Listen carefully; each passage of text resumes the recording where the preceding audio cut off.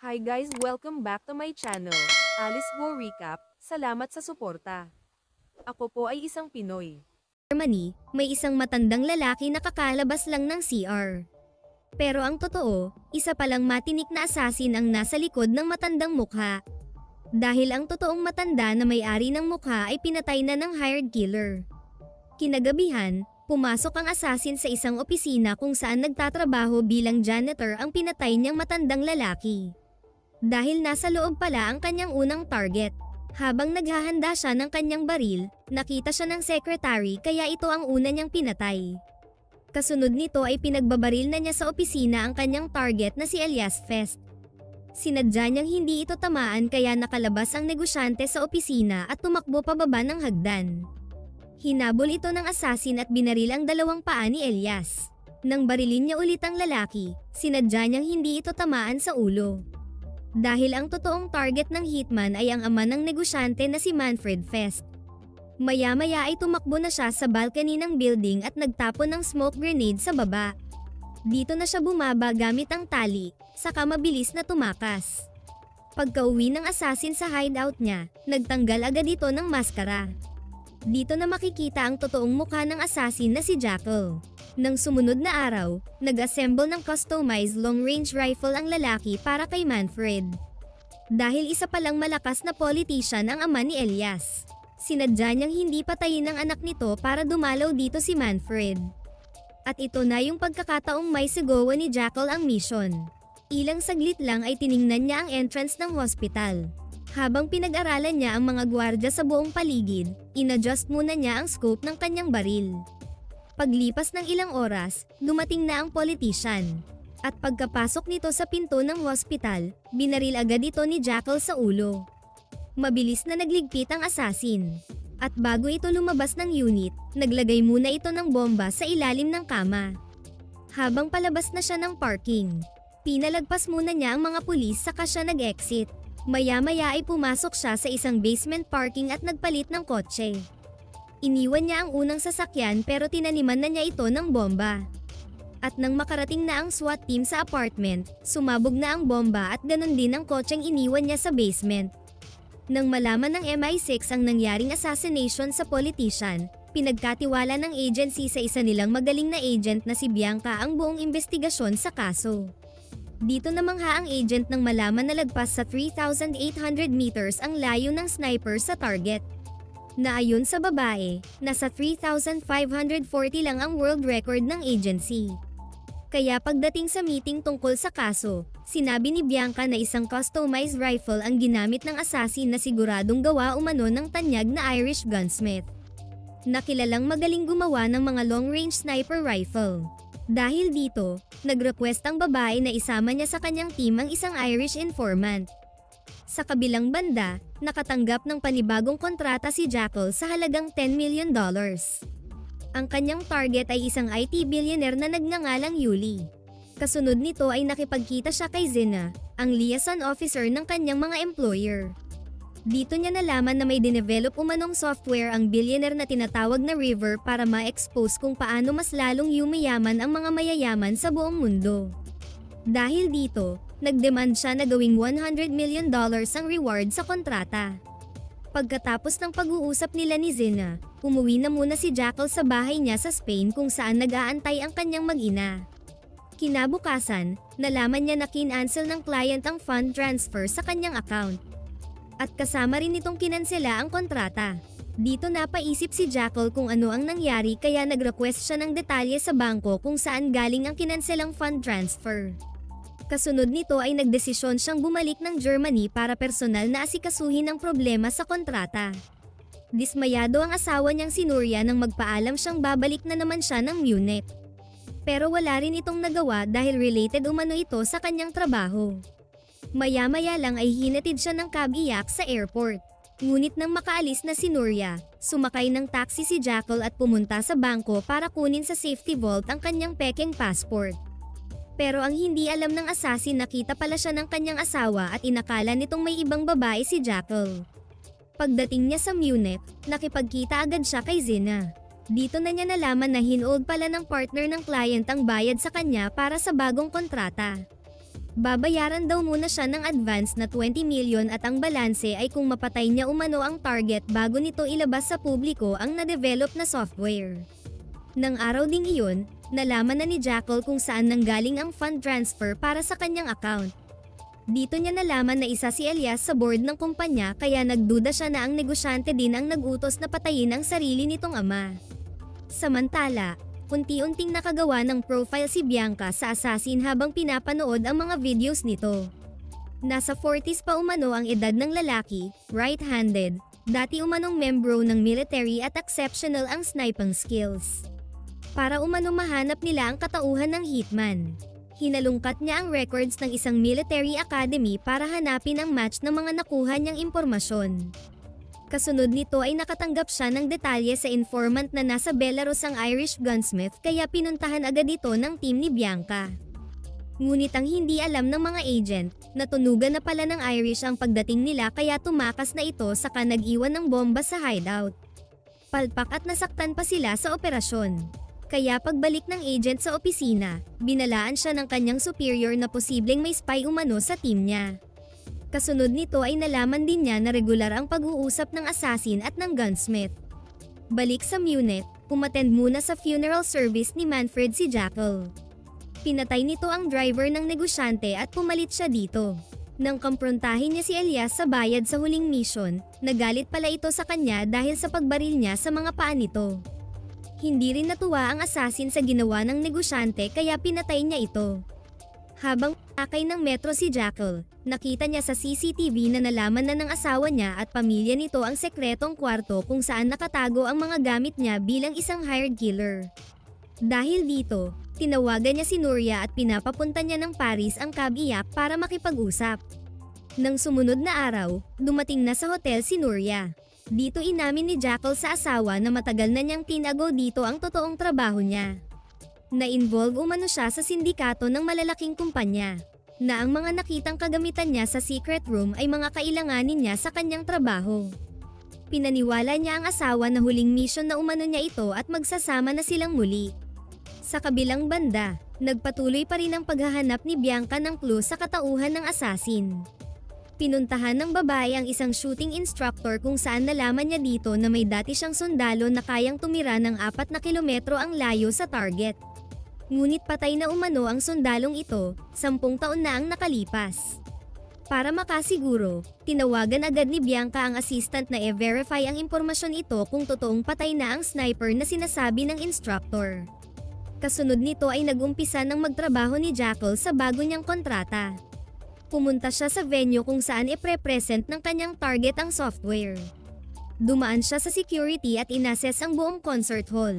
Ilang saglit lang ay pumasok siya sa technical room. Binuksan niya ang retractable panel kung saan makikita niya ang stage sa baba. Ininspeksyon niya at dito siya nakita ng magandang pwesto. Ngunit biglang bumukas ang mga panel na muntik na niyang ikahulog. Buti na lang nakahawak siya sa isang cable at nakaakyat pabalik ngunit nahulog naman ang kanyang cellphone. Pagbalik sa lobby, kinausap niya ang isang guard para tulungan siyang hanapin ang nahulog na phone sa concert hall. Binola-bola niya ang lalaki para hindi siya mahalata bakit napunta sa hall ang kanyang telepono. Nang makabalik na sa hotel si Jackal, naabutan niya si Zina sa loob ng unit. Pinagsabihan siya nito na hindi umano natuwa ang mga employer sa kanyang pagpatay kay Elias. Ayaw umano ng mga billionaire ang mga sorpresang pag-atake sa mga kabaro nila. Dagdag ng babae na i-discuss niya umano kay Stock. Ang Irish gunsmith ang gagamitin niyang baril sa mission. Kaya ng sumunod na araw, lumipad ng Budapest si Jackal kung saan kasalukuyang nagtatago ang Irish. Dito pinag-usapan nilang dalawa na kailangang plastic ang gagamitin niyang baril para hindi ma-detect ng security scanner at nakatago ito sa susuotin niyang orthopedic boots. Habang inaantay nila ang mga parts ng rifle na niluluto ng machine, kinumusta ni Jackal ang injury ni Stock. Tinamaan pala ito noong na-encounter ang mga agents ng MI6. Nang matapos na ang mga parts, inassemble agad ito ni Jackal. Bitbit ang isang watermelon, pumunta siya sa back-iring bahagi ng hideout ni Stock na isang open field. At dito niya kinalibrate ang nabuong rifle. Maya-maya lang ay tagumpay na naayos ni Jackal ang scope ng rifle. Saka siya pinaalalahanan ng Irish na hanggang 8 bala lang ang kayang i-accommodate ng baril, na wala na itong silbi paglagpas na sa limit. Ang hindi alam ng dalawa, natunton na rin pala ng team ni Bianca ang kinaroroonan ni Stock. Dahil sa kapatid nitong naaresto ng MI6 agents. Dahil dito, mabilis na tinawagan ni Jackal ang Irish ngunit huli na ang lahat, nasa paligid na ang mga agents at kalaunan ay nahuli rin ng mga ito si Stock. Nang mag-umpisa na silang i-interrogate ang gunsmith, binaril ni Jackal ang Irish para hindi na ito makapagsalita sa mga nalalaman nito. Ngunit natunton ng mga agents ang kinaroroonan niya kaya mabilis siyang tumakas sakay ng kabayo. Nasundan pa rin siya ng mga ito kaya tumalon siya sa ilog. Natakasan niya ang team ng babae hanggang sa makarating siya sa isang kamalig. Balak na sana ni Jackal na dito na muna magpahinga ngunit natagpuan siya ng may-ari ng farm. Nawalan siya ng malay nang paluin siya nito ng baril sa ulo. Pero kinabukasan, ginamit ng assassin ang skills niya kaya napatay niya ang farmer. Naiwan ng kapatid nitong lalaki na nagmakaawa na huwag patayin. Kaya hinostage ito ni Jackal at nagpahatid sa syudad. Habang nasa biyahe, tinawagan niya ang asawa na dalhin sa hotel ang ilang mga gamit niya para sa kanyang mission. Pagdating nila sa city, naawa ang assassin sa kapatid ng farmer kaya binuhay niya ito sa kondisyong hindi magsusumbong sa mga pulis. Ilang oras ang lumipas, nasa hotel na si Nuria nang dumating si Jackal. Dito pinakita ng assassin paano siya mag-transform para sa kanyang trabaho. Kaya napanganga si Nuria habang pinapanood ang asawa na naging isang matandang lalaki. Bago sila naghiwalay sa airport, sinabihan ni Jackal ang asawa na baka hindi na siya makakauwi pagkatapos ng misyong ito. Maya-maya lang ay nagulat ang assassin na makakasabay pala niya sa eroplano si Bianca at ang isa pang MI6 agent. Dahil malapit sa kanya naupo ang babae, nakikinig siya sa usapan ng dalawa. Dito niya nalaman na alam na pala ng mga ito na si Yuli ang sunod niyang target. Pagdating ni Jackal sa Estonia, nag-check-in agad siya sa isang hotel. Saka tinanggal ang kanyang maskara. Ilang minuto ang lumipas, kinatok siya ng 2 pulis para ipaalam na may nakawang nangyayari sa hotel. Dahil dito, tinawagan ng assassin ang nakilalang security guard sa venue para makipag-inuman dito. Pero ang totoo gusto lang lumipat ni Jackal ng matutuluyan dahil sa mga pulis na nakakita sa kanya sa hotel. Nang sumunod na araw, nagpunta ng library ang assassin para i-research ang blueprint ng concert hall kung saan ay la-launch ni Yuli ang kanyang program. Nagkita sila ni Zina dito kaya sinabihan niya ang babae na nakasunod na sa kanya ang MI6 agents. Dala-dala ang blueprint sa unit ng guard. Nagkunwaring architect si Jackal para hindi siya pagdudahan ng lalaki. Natuwa ito sa kanya dahil malaking proyekto umano ito. Dahilan para itour siya ng lalaki sa buong concert hall habang wala pang event. Nang makakita ng pagkakataon ng assassin, ginamit niya ang access card ng security guard para makapasok sa technical room at makahanap ng magandang pwesto para sa gagawing trabaho. Kasunod nito ay nagpaalam na siya sa bagong kaibigan na kailangan na niyang umalis sa apartment ng lalaki. Pero ang totoo, lumipat lang siya ng ibang hotel. Kinagabihan, pumasok na sa venue ang assassin, suot niya ang kanyang disguise na orthopedic boots kung saan nakatago ang kanyang rifle. Bumili muna siya ng pagkain at inumin saka pumasok sa ventilation para mag-antay ng tamang oras ng event ni Yuli. Dumating na ang araw ng presentation. Nagsidatingan na ang mga guest at kasama dito ang team ni Bianca. Paparating na din sa venue ang target ni Jackal. Matapos ang ilang oras na pag-aantay, inintroduce na ng host ang target ng assassin. Dito na lumabas si Jackal sa pinagtataguan. At tahimik na pinatay ang nakitang guard, kasama pa ang isang technician.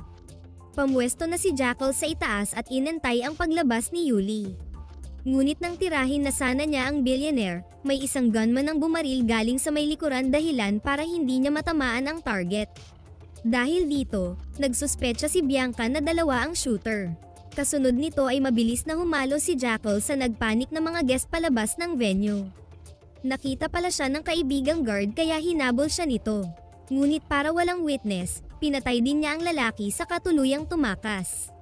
At paglipas ng ilang minuto, natagpuan din ng mga pulis ang pinagtataguan niya sa venue. Samantala, nakita ni Nuria sa balita ang mukha ng asawa kaya tinawagan ito ng babae. Dito nangako si Jackal na babalik din siya pag natapos na niya ang trabahong ito. At huwag na umano itong mag-alala dahil malulusutan din niya ang mga pulis. Balik sa MI6 office, wala nang ibang clue si Bianca kaya nag-request na siya na kailangan nilang makita ang file ni Alex, ang magaling na sniper na namatay na 10 taon ang nakalipas. Ngunit classified ang files nito kaya ginamit pa ng kanilang chief na si Isabel ang connection nito sa Ministry of Defense para mabuksan ang buong file ng nasabing sniper. Nang makita na ni Bianca ang files ni Alex, wala rin silang makitang connection nito sa kasalukuyang kaso nila kay Jackal. Dito nila nalaman ang totoong nangyari kay Alex, na isa palang army sniper ang sundalo at ang mission ng unit nila ay i-assassinate ang leader ng Taliban. Tagumpay ang mission kaya binigyan sila ng vacation leave sa Cyprus, kung saan nakatanggap sila ng offer na maging mercenaries. Tinanggap nila ang trabaho at successful ang una nilang mission. Ngunit dahil nasa serbisyo pa sila, nahirapan silang tanggapin ang illegal na pagkakitaan.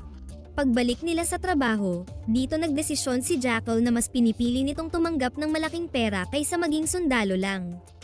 Penik niya ang kanilang ambush at tinapos ang kanyang squad liban sa kanyang partner. At sabay na silang lumayo para magbagong buhay. Ngunit alam pala ng commander ang buong katotohanan kaya ito ngayon ang kwento ng lalaki kay Bianca. Nang mag-report ang agent sa chief niyang si Isabel, nagdesisyon na itong itigil na ang investigasyon kay Jackal dahil isa na umano itong ghost at ngayon ay hired killer. Ayaw na umano nitong masayang ang kanilang oras at mga resources sa paghahanap ng taong wala ng identity. Sa kabilang banda, sinabi na rin ni Jackal kay Nuria na isa siyang assassin, na binabayaran siya ng malaking halaga para pumatay ng tao. Halos hindi makapaniwala ang babae sa narinig. Pero nangako ulit ang lalaki na huling trabaho na umano niya ito at magpakalayo na silang mag-anak. Maya-maya lang ay dumating ang kapatid na lalaki ni Nuria. Nagkaproblema pala ito sa isang notorious na gangster kaya nagsumbong ito kay Jackal. Dahil dito kinausap ng assassin ang bayaw na tutulungan niya ito. Kaya nag-arrange sila ng meeting para kausapin ang gangster. Ngunit ang hindi nito alam, isa rin palang notorious na hitman ang kanyang bayaw. Habang nag-aantay sila kay Jackal sa restaurant sa may tabing dagat, bigla na lang natamba ang gangster. Wala silang kaalam-alam na tinire ito ng assassin ilang kilometro ang layo. Nang makita ito ni Bianca sa news, nagduda siya sa pangyayaring ito. Kasunod nito ay pumunta ng Croatia si Jackal para tapusin ang mission na i-eliminate ang IT billionaire. Nagrenta ng pribadong bangka ang assassin at pamwesto ilang kilometro ang layo sa rest house ng target. At para walang testigo sa gagawin, pinatay niya ang operator ng bangka. Nang mga sandaling iyon, nasa tabing dagat na si Yuli para sa regular swimming nito. Ngunit dahil sa alon, hindi niya matsyempohan ang target.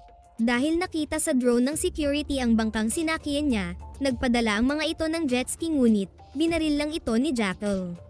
Saka inactivate ang electronic warfare machine para mawala ang signal ng drone. Maya-maya ay anabangan na niya ang paglangoy ng target sa dagat. Nang makakita na siya ng tiyempo, dito na niya ito binaril.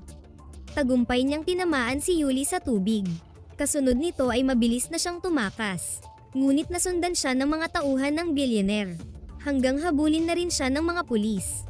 Pero natakasin niya ito nang pumasok siya sa maliit na eskinita at mabilis nang lumayo sa lugar. Pero nadisgrasya din siya pagdating sa kurbada dahil sa isang batang naglalaro sa gitna ng daan. Tinulungan siya ng isang truck driver pero tinutukan niya ito ng baril at kinarnap ang truck. Pagdating sa liblib na lugar, sinunog niya ang truck at hinulag sa bangin. Isa palang camping site ang hininto ang kakahuyan kaya nakita niya dito ang matandang mag-asawa. Nagsinungaling siya sa mga ito na biktima siya sa hold-up. Naniwala naman ang mag-asawa kaya pinasakay siya para madala sa hospital, pero nagbago ang isip niya na mas gusto niyang magpahatid sa border. Ngunit naisip ni Jackal na mas mahalata sila kaya wala na rin siyang choice kundi patayin na din ang mag-asawa.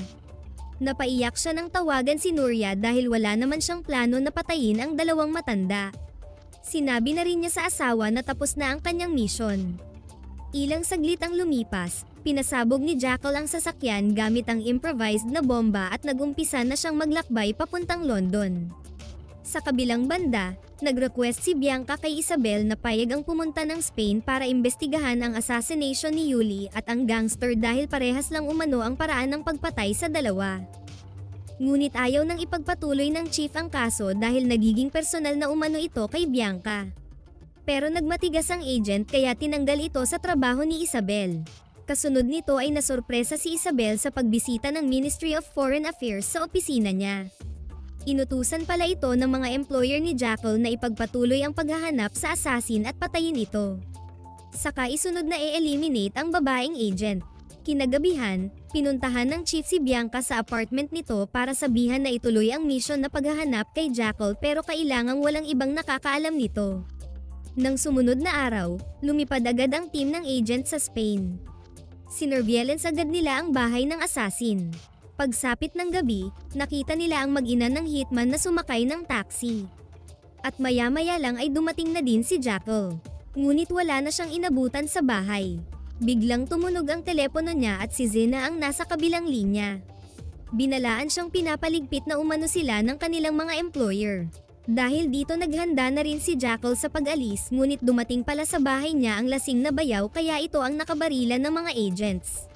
Lumabas na din siya sa kanyang secret room at nakipagbarilan sa mga agents. Nang si Bianca na lang ang natira, gusto nito ng impormasyon sa kanyang mga employer kapalit ang pagkikita nila ng kanyang mag-ina. Ngunit hindi siya interesado sa deal ng agent kaya pinatay niya ito. Mabilis na pumunta ng airport si Jackal at tinatawagan si Nuria habang bumabiyahe. Pero ang hindi niya alam, tinapon pala ng asawa ang telepono nito sa basurahan. Dahil distracted sa pagmamaneho, may bumangga sa sasakyan ng assassin. Balik sa London, kinausap ni Isabel si Osita ang supervisor ni Bianca. Sinabihan niya ang lalaki tungkol sa promotion niya pero sagot nitong nalulungkot ito sa nangyari sa mga agents. Dito pinanindigan ni Isabel na hindi umano sumunod ang babaeng agent sa utos niyang itigil na ang paghahabol kay Jackal. Kaya wala na umano silang magawa sa pagkasawi nito. Ngunit pagbalik ng lalaki sa opisina nito, binasa niya ulit ang mensahe ni Bianca bago ito umalis papuntang Spain. Pero napabuntong hininga na lang ang supervisor at binura ang message ng agent. Samantala, sa isang syudad sa Europe, nagkita si Zena at Jackal. Ngayon ay pareho na sila ng kalaban, hindi na sila binayaran sa 100 million, gusto pa silang ipapatay. Pero nangako si Jackal na uunahin muna niyang ayusin ang kanyang pamilya bago sila gagawa ng bagong hakbang. Mag-subscribe ka na kung hindi ka pa nakasubscribe. Thank you for watching.